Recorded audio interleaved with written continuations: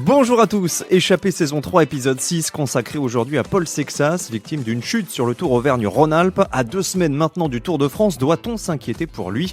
Audrey Quétard est là pour en parler, salut Audrey. Salut. Et Luc Hérinx, il était envoyé spécial de l'équipe sur la course la semaine dernière. Comment ça va Luc? Ça va très bien, bonjour tout le monde. Le casting est complet, c'est parti. Alors Paul Sexas était le favori du Tour Auvergne-Rhône-Alpes la semaine passée. Il n'a pas terminé l'épreuve. Luc, tu étais sur place. Tu peux nous rappeler ce qui s'est passé, les circonstances, un décryptage de cette chute survenue à la veille de l'arrivée? Ouais, donc samedi sur l'avant-dernière étape, c'était en début de journée, donc un moment qui n'était pas diffusé encore à la télé, puisque toute la semaine la prise d'antenne était assez tardive. Et donc c'était sur cette descente de la côte de Saint-Maurice-de-Rothorens, dont le début de la descente avait été neutralisé. Nous, c'est vrai qu'on était passé en voiture quelques minutes avant et il y avait énormément de gravier. C'était une décision assez logique de la part de l'organisation de neutraliser cette partie-là, qui était vraiment dangereuse. Et en fait, le départ a donc été redonné dans cette descente. Et puis, quelques kilomètres plus loin, Sexas est parti à la faute dans un virage. On n'a pas vraiment su ce qui s'était passé au début, on l'a juste entendu sur Radio Tour. En fait, il l'a expliqué à la fin, à l'arrivée. Lui, il a tout de suite pris la responsabilité de cette chute. Il a dit qu'il avait fait une erreur bête. En fait, il est arrivé dans le virage très, très vite. Il l'a pris à l'extérieur et en fait, il a raconté qu'il avait cette habitude il avait pris cette habitude de dépasser énormément de gens, de gagner des places dans le peloton en descente, parce que c'est quand même un bon descendeur. On l'avait vu sur le Tour du Pays Basque. C'est une descente en plus qu'il connaissait depuis les courses juniors qu'il avait fait dans la région.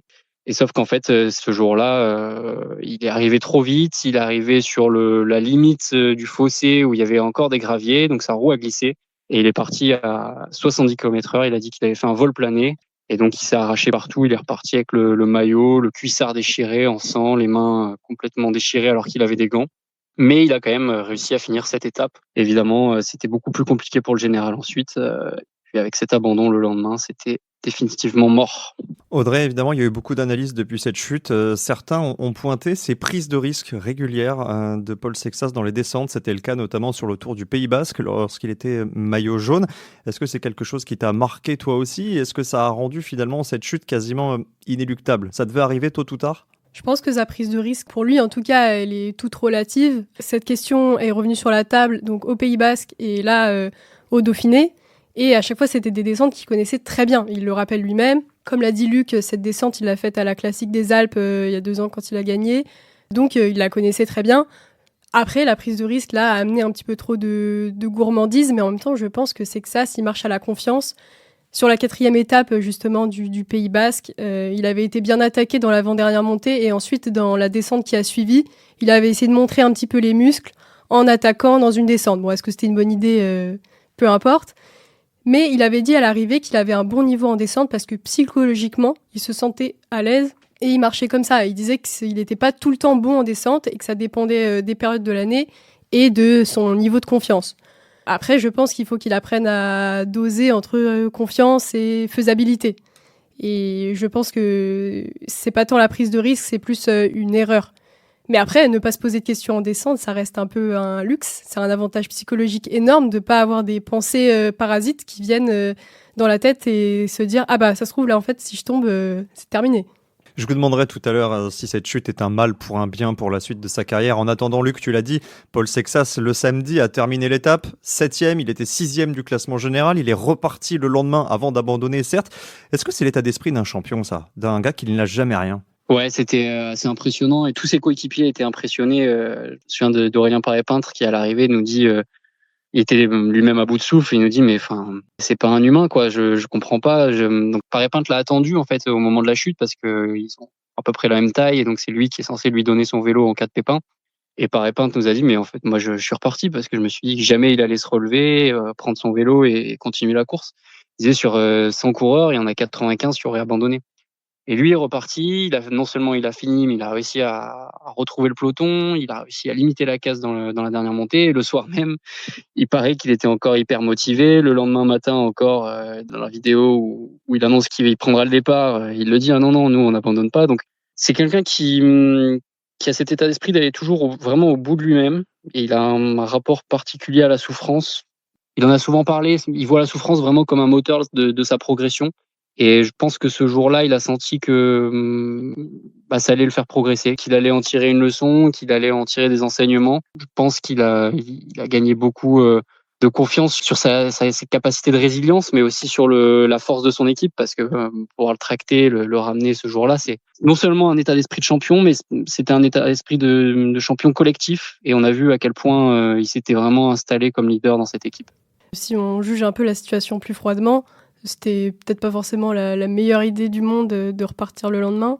Voilà, si on prend la situation de manière concrète, il n'arrivait même pas à tirer sur son guidon, il avait les mains arrachées. Les abrasions comme ça, même 24 heures après, ça tend, on est tendu, ça fait mal, ça tire.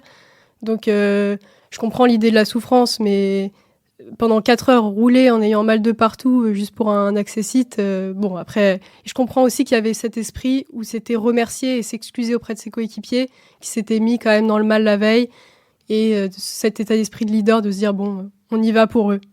Justement, revenons sur cette interview, Luc. Son interview d'après-course, elle est étonnante de maturité. Ouais, elle est tellement pleine de dignité. Il y a cette phrase que j'adore, il dit que ses coéquipiers, ils auraient pu me laisser dans la pampa parce que en fait j'avais fauté, je n'en aurais même pas voulu, je le méritais. Il a pris vraiment toute la responsabilité de cette chute. À aucun moment il a accablé qui que ce soit, alors que on a senti un petit peu d'amertume de la part de certains de ses coéquipiers qui en voulaient aux autres équipes d'avoir roulé à ce moment-là. Pareil, Pintra aussi pointé les commissaires qui avaient demander à la file des directeurs sportifs de s'arrêter alors que le groupe Sexas revenait à 20 secondes et que ça allait leur permettre de rentrer plus facilement. Lui, à aucun moment, il a pointé ce genre d'argument. Il a vraiment pris toute la responsabilité de la chute et il était prêt à repartir au combat. Et pour répondre à ce que tu disais, Audrey, je pense qu'il y avait un espoir sincère de renverser la course, quasiment. En fait, avec son directeur sportif, ses directeurs sportifs, notamment Julien Jourdi, l'expliquaient qu'ils avaient mis en place un plan pour essayer de tout renverser. Et on ne sait jamais vraiment comment on se sent le lendemain d'une chute. Il a fallu tester. Il a essayé. Dès la première montée, il a senti que ça allait être compliqué. Il a abandonné. Je pense que la prise de risque n'était pas énorme non plus. Et pour toutes celles et ceux qui pratiquent le vélo, message relayé par Paul Sexas, mettez des gants. Mettez des gants pour préserver vos mains, ça lui a probablement sauvé la mise sur ce coup-là. Un point sur le phénomène Sexas à l'issue de ce Dauphiné, de ce Tour Auvergne-Rhône-Alpes. Luc, j'en appelle à ton témoignage parce que tu étais sur place. Par rapport à l'engouement qu'il a suscité, on a l'impression que sa chute a presque éclipsé la victoire de Del Toro in fine. Ouais, c'est clair. Del Toro, il y avait quand même quelques Mexicains un peu chauds à l'arrivée pour crier Mexico à chaque moment où on voyait le leader du AE dans la dernière ascension sur le grand écran. Mais c'est vrai que cette victoire est passée un peu inaperçue avec tout l'engouement autour de Sexas. À l'arrivée de la dernière étape, tous les journalistes français étaient concentrés sur tous ses coéquipiers qui arrivaient pour recueillir des réactions plus que sur le vainqueur final. Et ça s'est senti tous les jours avant. En fait, avant chaque étape, on avait une 50aine de spectateurs devant le car de Decathlon CMA CGM, alors qu'on était quand même en semaine sur une course d'un calibre inférieur au Tour de France. Il y avait même le staff de Decathlon avait même installé certains matins un mannequin avec un maillot, quoi. Ça ressemblait à une sorte de boutique avec énormément de gens devant. C'était assez inédit. On peut s'attendre à quelque chose de similaire, mais en fois 5, fois 10, fois 100 peut-être sur le Tour de France. C'est pas mal aussi pour Sexas qui a pu prendre certains repères. Ils ont installé une forme de routine. Ils descendaient 1 heure avant pour signer des autographes, pour ensuite s'être débarrassés de cette charge mentale-là. Mais c'est vrai que c'était assez impressionnant, quoi, ce monde-là. Il y a un matin à Saint-Chamond, là, au départ à Saint-Chamond, il y avait des classes d'enfants qui criaient. Ça faisait tellement de bruit que je pense que même à l'intérieur du car, ça devait être dérangeant. Ça faisait vraiment énormément de bruit. Et le soigneur, l'assistant de Sexas, demandait à se calmer un petit peu parce que ça ressemblait à une ambiance de stade de foot, quoi, à l'arrivée du quart des joueurs pratiquement. Distribution de drapeaux aussi, au bus de Decathlon. Ouais, tous les matins, tous les soirs aussi. Tout à fait. Audrey, tu veux ajouter quelque chose sur ce phénomène Paul Sexas ? Il y a aussi, je pense, pour revenir sur cette chute dont on parle depuis le début et de la réaction qu'il a montrée, je pense que aussi ça peut créer plus un lien avec son public qui n'oubliera pas la réaction de champion qu'il a eue. En plus, je pense que les gens, ils aiment pas trop quand les coureurs ils gagnent trop facilement. Ils aiment bien quand il y a un peu des accros. Ça participe aussi à humaniser un peu le bonhomme. Ça montre ce qu'il a dans le ventre. Et là, il a montré qu'il avait sa volonté, une niaque, un calme face aux obstacles, son leadership, son autocritique. Enfin, il a tout montré. Donc, je pense que ça renforce aussi la connexion qu'il peut avoir avec les fans. Tu as totalement raison et ça vaut aussi pour son équipe parce que le dimanche matin, donc le lendemain de sa chute, Sa descente du quart était très attendue. Et que ce soit lui ou tous ses équipiers, ils ont vraiment été ovationnés à leur descente, comme si on les saluait pour cette journée assez héroïque la veille. On va s'intéresser à la construction de cette équipe Décathlon qui semble plus soudée que jamais. Avant cela, Audrey, j'aimerais que tu reprennes la parole parce que tu suis la carrière de Paul Sexas quasiment depuis ses débuts. Est-ce qu'on peut dire que là, c'est le premier coup dur de sa carrière et un avertissement presque sans frais avant le Tour de France? Je pense que oui, là, ça peut être le premier vrai coup dur, dans le sens où c'est le premier coup dur depuis que sa carrière professionnelle a démarré. Avant, il y avait un peu tout qui coulait sur lui. Et je pense que c'est un avertissement parce qu'il va en connaître plein des accros. Enfin, je veux dire, c'est même dans ses collègues depuis le début de la saison. Je veux dire, Del Toro a chuté sur le Pays Basque, Ayuso sur Paris-Nice, Vingegaard même à l'entraînement en janvier. Donc en fait, c'est hyper rare des saisons où il va juste rien se passer. Il y a tout qui va bien rouler juste pour se préparer idéalement. En revanche, l'erreur qu'il a faite là sur cette descente, je pense qu'il la refera pas, mais c'est plus tout le processus derrière de digestion, d'analyse qui va retrouver plein de fois. Il sera plus prudent sur le Tour, Luc? Plus prudent, oui, je pense. Vu sa réaction à l'arrivée et ce qu'il disait, il avait l'air de vraiment s'en vouloir. Mais le risque, c'est aussi que ça bascule dans une crainte psychologique, un petit peu la descente. On en a vu des coureurs qui sont tombés à 70 km/h et qui derrière mettent les mains sur les freins beaucoup plus souvent en descente. Il faut pas qu'ils basculent non plus dans l'extrême inverse. Mais bon, vu le recul qu'il affiche, j'ai pas l'impression que ce soit le cas pour l'instant. Mais pour répondre à ta première question, est-ce que c'est un vrai coup dur? Je pense que le mot est un peu fort, mais on peut parler d'accro. Ouais, comme tu l'as dit, Audrey, c'est un accro. Voilà, l'objectif initial, c'est la victoire. L'objectif n'est pas rempli, mais tout le monde s'accorde à dire, notamment ses équipiers, son staff, pour dire qu'en fait, il a certainement plus appris dans cette chute que s'il avait gagné, parce que ça a renforcé la cohésion d'équipe. Il a pu se rendre compte aussi de la force de cette équipe. Évidemment, ça va renforcer sa prudence. Il vaut mieux que ça arrive sur ce Tour Auvergne-Rhône-Alpes que sur le Tour de France. Donc c'est un mal pour un bien, on peut peut-être appeler ça comme ça. Par rapport à cette cohésion d'équipe, Luc, Danole, Bissegger, Paré-Pinte, Prodhomme, Bisio ont réussi quelque chose d'assez incroyable, de ramener Paul Sexas à l'avant de la course sur cette avant-dernière étape. Alors ça n'a pas permis à Paul Sexas de gagner, mais l'impression collective a quand même laissé une image forte, alors qu'on trouvait cette équipe peut-être inférieure sur le papier à UAE ou à Visma. Cette équipe-là a remis les pendules à l'heure. Ça donne des indices aussi sur l'équipe qui sera alignée sur le Tour. On peut imaginer que Paul Sexas sera bien épaulé. Ouais, c'était vraiment bluffant, parce que les premiers jours, certaines critiques avaient commencé à poindre, notamment après le chrono par équipe. On les attendait parmi les potentiels vainqueurs. En tout cas, c'est les ambitions que le staff et l'encadrement avaient affichées. Ils s'étaient retrouvés assez loin du compte. Il y a cette étape où ils se retrouvent piégés avec une échappée de 60 coureurs qui filent, et puis Luc Tequel qui enfile le maillot jaune, et on savait qu'il allait être difficile à reprendre. Et le lendemain, voilà, ils ont réagi vraiment en champion, et c'était bluffant dans la manière aussi dont ça a été orchestré, cette poursuite, parce que à partir du moment où le leader est relégué à 4 minutes, on pourrait s'attendre à faire redescendre toute l'équipe et voilà, engager une poursuite qui pourrait ressembler à un contre-la-montre par équipe pour revenir le plus vite possible. Et en fait, tout a été dirigé avec beaucoup de calme par le directeur sportif, Luc Rowe, apparemment, qui aurait vraiment diffusé un sentiment de sérénité dans les oreillettes, qui a d'abord demandé aux rouleurs, Rouleux et Bissegger, de décrocher. Puis petit à petit, quand le Grand Colombier est arrivé, c'est Paré-Pinte qui s'est décroché. Puis on a repris Prodhomme, enfin Bisio. Et Bisio qui a fait un travail remarquable toute la semaine, qui a pallié aussi à l'absence de Richie Tello, qui est quand même le lieutenant initial de Sexas et qui était malade le premier jour.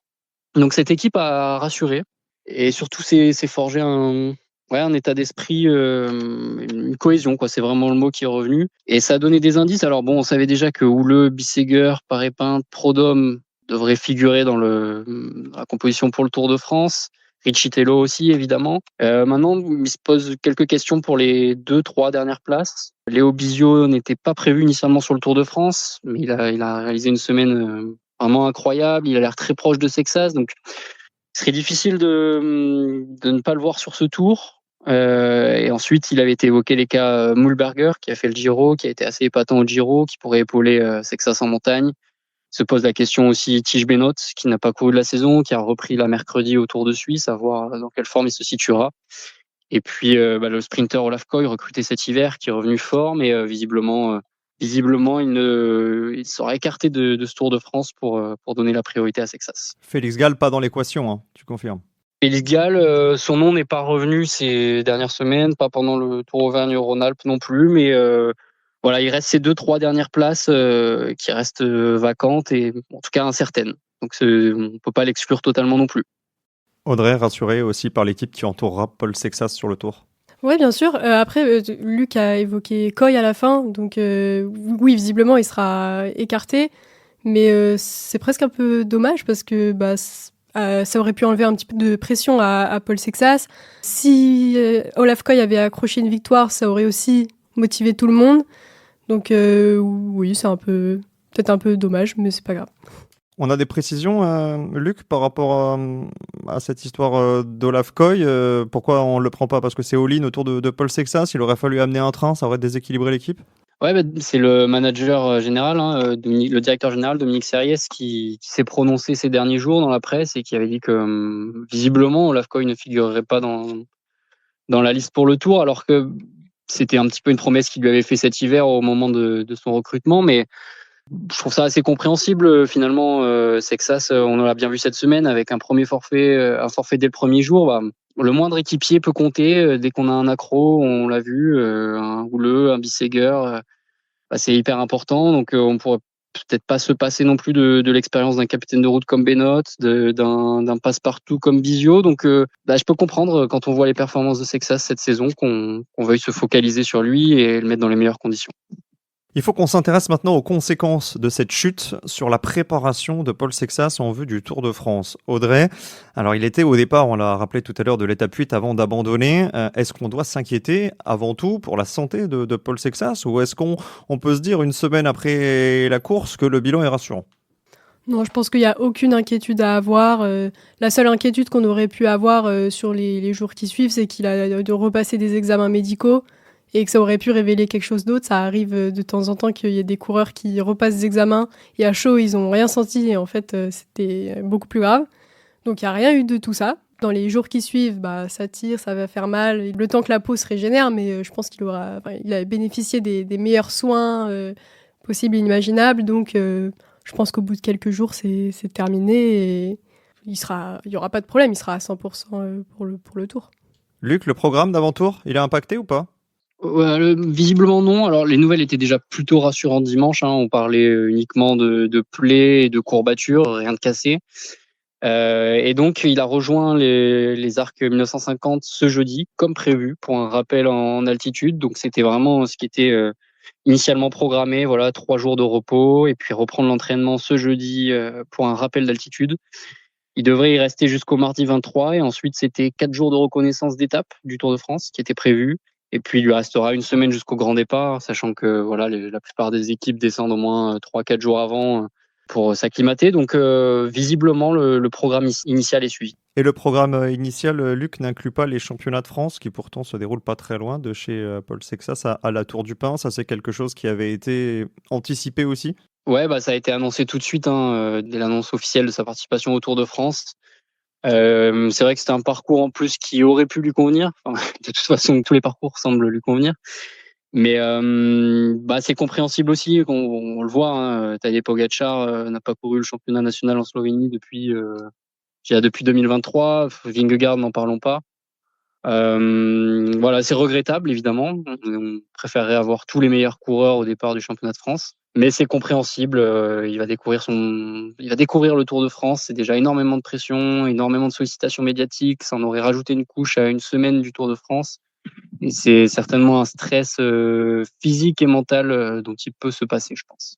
Un bon choix, Audrey, de se focaliser sur le Tour. Oui, et puis comme l'a rappelé Luc, le planning là est déjà chargé. Il y avait les jours de récupération déjà à la maison, permettre de se ressourcer, parce qu'il a quand même fait quasiment tout le Tour Auvergne-Rhône-Alpes, donc forcément il y a les jours de récup qui sont importants, le rappel d'altitude qui est tout aussi important, plus voilà les jours de reconnaissance qu'il a à faire.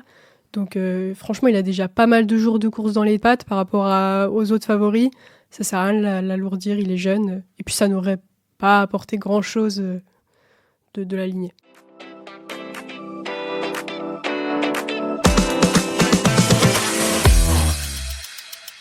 On va prendre un moment aussi en terminant ce podcast pour se projeter sur le Tour de France. Alors là, on est évidemment sur l'interprétation. Ce temps de retard pris par Paul Sexas par rapport à Tadej Pogacar, par rapport à Jonas Vingegaard, peut-il le priver d'une bagarre avec eux? Audrey, ton point de vue là-dessus? Moi, je pense que si on parle de la chute, ça n'aura aucune conséquence sur le Tour, autre que psychologique. On l'a dit, la descente, il sera sûrement plus prudent, il fera plus attention. Mais physiquement, ça va strictement rien changer. Je pense que le débat, il reste exactement le même que si s'était rien passé. Après, ça reste le débat de quelles ambitions on peut attendre de lui. Est-ce qu'il va pouvoir bagarrer avec lui? Ça, c'est des questions qui sont les mêmes et la chute n'a rien changé. Il aura toutes ses capacités pour le Tour. Finalement, j'ai même pas l'impression qu'il ait pris du retard puisqu'il a pu courir toute la semaine comme prévu, évidemment sauf la dernière étape. Donc cette charge-là, cette charge d'entraînement entre guillemets sur la course sur le Tour Auvergne-Rhône-Alpes a été réalisée. On l'a dit, il reprend dès ce jeudi avec le stage de rappel en altitude, donc le programme est suivi. Je vois même pas vraiment le retard qu'il a pu prendre, à part voilà, évidemment ça fatigue le corps. Hein. Quand une chute à 70 km/h, c'est jamais anodin. Son corps a dû réagir, il a dû passer des nuits peut-être un peu plus longues, un peu plus douloureuses aussi. Mais on est quand même encore à 2 grosses semaines du Tour de France, donc ça laisse le temps de peaufiner sa préparation. Et puis je pense que ces derniers jours en altitude vont être très importants aussi. Au niveau des ambitions, Luc, je crois que c'est Julien Jourdi qui a fait une sortie cette semaine en disant il n'y a pas le feu au lac, notre ambition à nous, c'est d'entrer dans le top 5 du classement général. Ça, c'est l'ambition officielle, officieuse, ou les deux? On rêve pas d'un podium chez Decathlon? Si, évidemment. Je pense que tous les Français rêvent d'un podium parce que cette saison a montré que Paul Sexas n'avait pas beaucoup d'adversaires derrière Pogacar et Vingegaard. En tout cas, il les a tous battus. Hein. Juan Ayuso et Isaac Del Toro autour du Pays Basque, même s'ils étaient chacun forfaits pour des circonstances différentes. Mais cette semaine, on l'a bien vu, sur la seule arrivée au sommet que Sexas a réalisé dans des conditions normales, le vendredi, il a lâché en 5 km sur une montée qui n'était quand même pas très difficile. Il a lâché Juan Ayuso.